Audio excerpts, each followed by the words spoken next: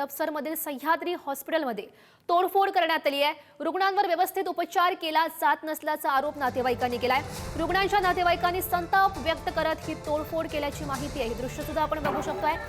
रुग्णांवर व्यवस्थित उपचार केले जात नाहीत असा आरोप नातेवाईकांनी केला आणि या सगळ्या पार्श्वभूमीवर त्यांनी या रुग्णालयाची तोडफोड केल्याची माहिती आहे। दृश्य आपण बघतोय पुण्यातील हडपसरमधली ही दृश्य आहेत। सह्याद्री हॉस्पिटलमध्ये ही तोडफोड करण्यात आली आहे।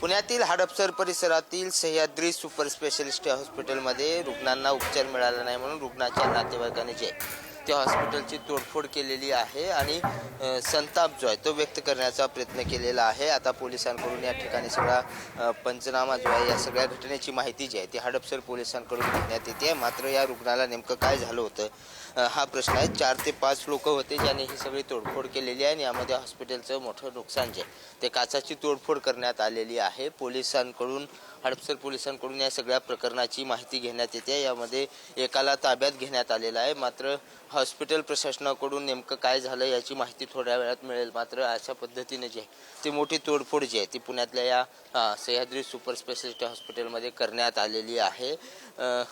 अनेक रुग्णांना जे उपचार आहेत ते व्यवस्थित होत नसतात। मात्र अशा पद्धतीने एका रुग्णावरती उपचार झाले नाहीत आणि हे सगळे रुग्णाचे नातेवाईक जे आहेत ते आक्रमक झाले आणि त्या नातेवाईकांनी जे आहे ती ही सगळी तोडफोड केल्याची प्राथमिक माहिती देण्यात आलेली आहे। आणि या सगळ्या प्रकरणाची माहिती जी आहे ती पुणे पोलिसांकडून आता घेण्यात येते। थोड्या वेळात हॉस्पिटल प्रशासन असेल पुणे पोलीस असेल ही सगळी भूमिका काय झालं याचा सगळा तपास करताय। मात्र एका व्यक्तीला जे आहे ती हडपसर पोलिसांनी ताब्यात घेऊन आता सगळी कारवाई जी आहे ती सुरू करण्यात आल्याचं पाहायला मिळतंय।